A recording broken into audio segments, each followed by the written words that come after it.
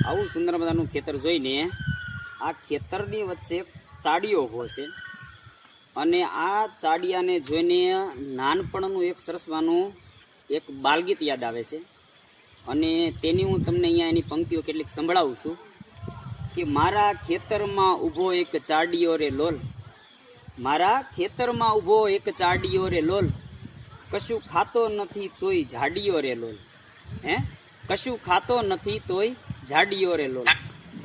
એકલો ઊભો રહી કંઈ નથી બોલતો, વાયરાની સંગાથે ધીમે ધીમે ડોલતો, કરે માથા પર કાવ કાવ હાડિયો રે લોલ, મારા ખેતરમાં ઊભો એક ચાડિયો રે લોલ.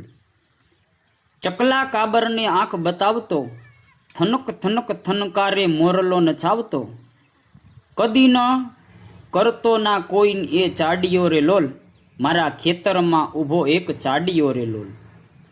ઠંડી વરસાદ હોય તોય ન નથી કાપતો, રાત દિન જાગતો જરીના ઝંપતો, રખેવાળ છે એ નથી દાડિયો રે લોલ, મારા ખેતરમાં ઊભો એક ચાડિયો રે લોલ, મારા ખેતરમાં ઊભો એક ચાડિયો રે લોલ.